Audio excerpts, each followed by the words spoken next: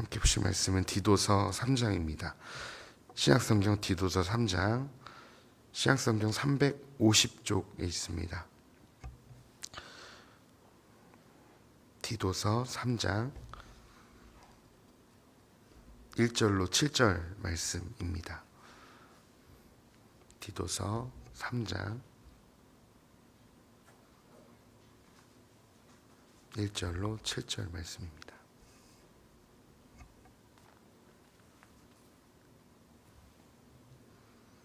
네, 1절부터 7절까지 저희 함께 읽도록 하겠습니다. 함께 읽습니다. 너는 그들로 하여금 통치자들과 권세 잡은 자들에게 복종하며 순종하며 모든 선한 일 행하기를 준비하게 하며 아무도 비방하지 말며 다투지 말며 관용하며 범사의 온유함을 모든 사람에게 나타낼 것을 기억하게 하라. 우리도 전에는 어리석은 자요 순종하지 아니한 자요 속은 자요 여러 가지 정욕과 행락의 종노릇한 자요 악독과 투기를 일삼은 자요 가증스러운 자요 피차 미워한 자였으나 우리 구주 하나님의 자비와 사랑하심이 나타날 때에 우리를 구원하시되 우리가 행한 바 의로운 행위로 말미암지 아니하고 오직 그의 긍휼하심을 따라 중생의 씻음과 성령의 새롭게 하심으로 하셨나니 우리 구주 예수 그리스도로 말미암아 우리에게 그 성령을 풍성히 부어 주사 우리로 그의 은혜를 힘입어 의롭다 하심을 얻어 영생의 소망을 따라 상속자가 되게 하려 하심이라. 아멘. 또 오늘 이 귀한 새벽 기도 시간을 통해서 또 주님의 성품을 또 닮아가는 귀한 새벽 되기를 소망합니다. 함께 말씀 나누고 기도의 자리 나가겠는데요. 어제부터 이제 디도서 말씀을 짧게 나누고 있습니다. 디도서는 1장으로 3장으로 된 아주 짧은 책인데요. 이 디도서는 바울이 제자 디도와 함께 그레데라는 섬에 함께 들리게 되었을 때 그곳에서 전도를 하다가 바울은 다시 로마 쪽으로 향하게 됐고 디도는 그레데 섬에 남아서 이제 복음 전도를 할 것을 명령하면서 목회자로 세우게 됩니다. 그래서 이 디도에게 젊은 목회자 디도에게 바울이 목회에 있어서 필요한 것들, 목회를 통해서 누구를 세워야 되고 무슨 일을 해야 되는지를 가르치기 위해서 이 서신을 기록하였습니다. 그래서 이 디도서는 목회 서신입니다. 디모데 전후서와 동일하게 이 디도서는 목회 서신으로 불려집니다. 그래서 어제는 간략하게 나눴던 내용을 짧게 나누면은 이제 디도가 목회를 하면서 교회 안에 나이 많은 남자와 나이 많은 여자 그리고 젊은 여자와 젊은 남자에게 무엇을 가르쳐야 될지를 2장에서 아주 자세히 살펴보았습니다.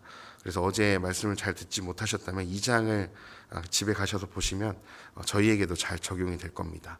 성도들이 세상에서 어떻게 살아가야 되는지를 이제 바울에게 잘 어떻게 가르쳐야 될지를 그 교훈을 2장에서 설명했고요.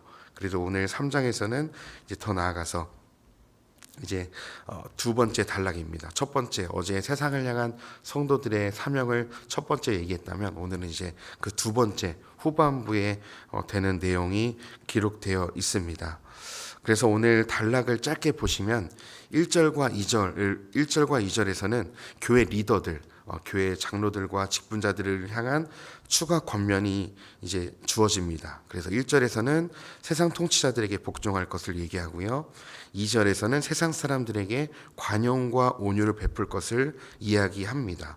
왜 그러면 관용과 온유를 베풀어야 하는지를 3절에서 변화되기 전 우리의 모습, 성도들이 변화되기 전 모습을 이야기하면서 그리고 마지막 4장을 해서 6절에서는 하나님이 베푸신 구원이 어떻게 이루어졌는지, 성삼위 하나님의 그 구원 사역이 어떻게 이루어졌는지를 4절에서 6절로 바울은 간결하게 이야기하고요. 그리고 마지막 7절에서는 변화된 우리가 어떤 상태가 되었는지를 이야기하면서 결국에는 하나님의 은혜와 사랑이 우리에게 주어졌고 그 은혜와 사랑이 결국에는 우리가 속해 있는 세상에까지 흘러가야 하는 사명을 성도들이 가지고 있음을 이야기하고 있습니다. 그래서 오늘 바울의 먼저 오늘 1절 2절에서는 성도가 세상을 대하는 태도는 어떻게 해야 되냐, 바로 선한 일을 행하기 위함이고, 오늘 말씀에 보니까 먼저 통치자들과 권세 잡은 자들에게 복종하며 순종하며 이렇게 이야기합니다. 통치자들과 권세들에게 복종하고 순종하라는 것이죠. 이 당시 그레데에 살던 성도들뿐만 아니라 많은 사람들은 지금도 동일하지만 정부와 권세자들에 대해서 너무나 불만과 불평과 원망이 많았습니다. 바울은 이런 배경을 알고 있었기 때문에 바울은 이미 로마서에서 이야기한 것처럼 모든 권세와 권력은 하나님께로부터 왔기 때문에 너희들이 그리스도인으로서 먼저 그들에게 복종하고 순종하라고 이야기합니다. 그러나 이것은 무조건적인 복종과 순종이 아니라, 그리고 그 권세 잡은 자들에게 잘 보여서, 교회가 잘 보여서 더 많은 것을 이득을 취하기 위한 것이 아니고, 하반절에 보니까요, 왜 복종과 순종을 해야 되냐면 1절 하반절 보시면 모든 선한 일을 행하기를 준비하기 위함입니다. 즉 뭐냐면 선한 일을 나타내기 위함이죠. 이 선한 일은 그냥 단순히 착한 일이 아니라요, 어제 1장에서 읽었던 바른 교훈을 나타내기 위함입니다. 즉 바른 교훈, 선한 일이 뭐냐? 하나님의 말씀입니다. 우리가 세상에게 복종하고 순종하고 세상에게 충성하는 것은, 그 궁극적인 목적은 하나님의 말씀을 세상에 드러내며 말씀을 이루는 삶을 살아내기 위해, 세상 사람들에게 하나님의 말씀을 전하기 위해 우리가 복종하고 순종해야 된다는 거예요. 그래서 성경에서 말하는 선한 일은요, 그냥 단순히 인간의 사랑에 착한 그런 일이 아니라 하나님이 기뻐하시는 것, 하나님의 말씀대로 사는 것이 바로 선한 것이죠. 그래서 우리가 교회가 세상과 등지면 안 되고 세상 권세자들과 통치자들을 존중하고 복종하고 우리가 해야 할 바를 마땅히 해야 하는 이유는, 그 은혜의 말씀이 세상에게 전해지기 위해서 우리가 그 목적이 있음을 말씀을 통해서 기억해 주셨으면 좋겠습니다.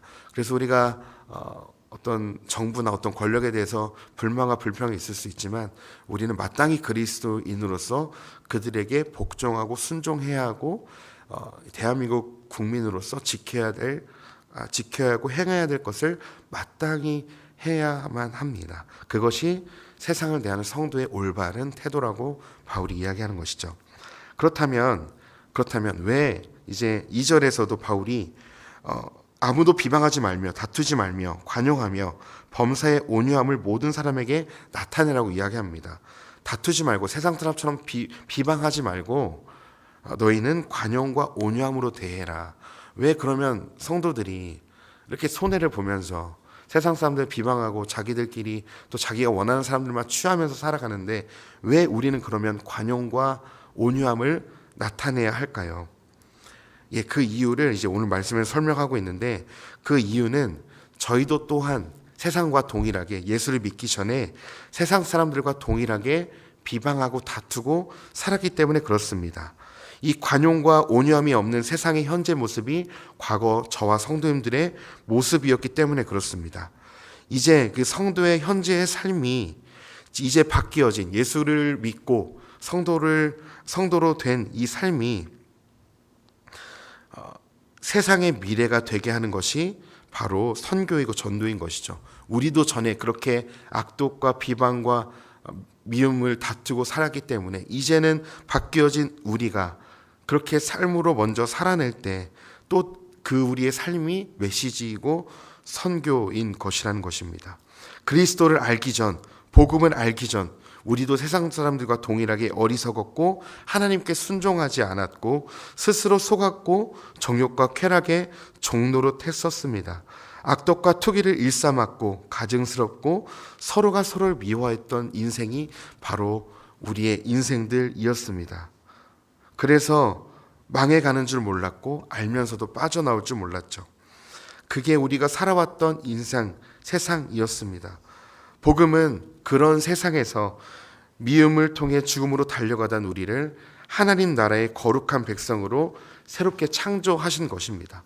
저희도 사실 세상과 똑같은 사람이었으나 복음이 우리에게 찾아왔기 때문에, 예수 그리스도께서 우리를 먼저 찾아와 주셨기 때문에 이제는 우리가 이 세상에서 사는 목적이 단순히 잘 먹고 잘 살고 우리가 더 많은 것을 취하기 위해 다른 것들을 빼앗는 것이 우리의 목적이 아니라, 우리가 그 사랑을 흘려보내고 세상을 섬기는 것이 우리의 구원의 목적인 것을 하나님께서 우리에게 알려주셨기 때문에 우리가 그렇게 살아갈 수 있다라고 바울이 이야기하는 것입니다.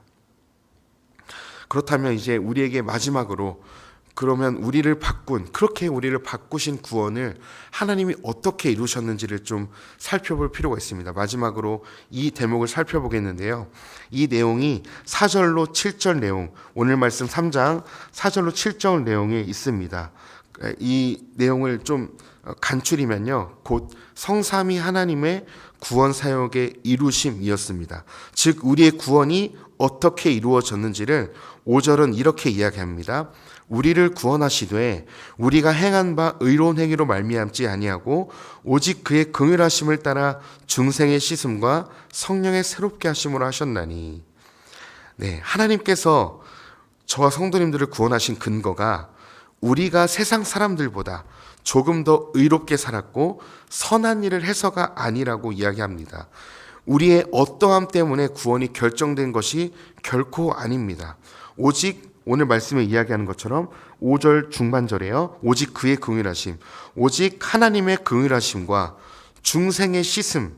이 중생의 씻음은 곧 예수 그리스도의 정결한 보혈로 우리의 죄가 씻어지고 온전한 상태로 회복된 다음에, 그리고 성령님께서 예수를 고백하게 하시고 새롭게 하심으로 구원이 완성된 것입니다.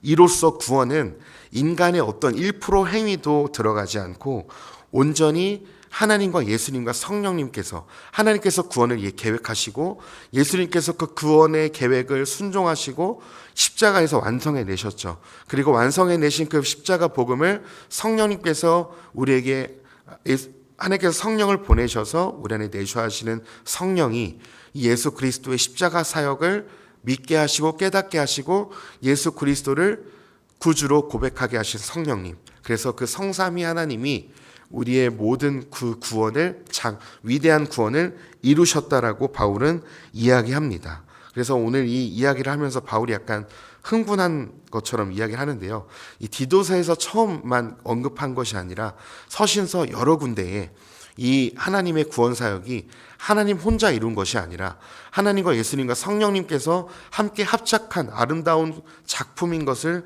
드러내고 있습니다.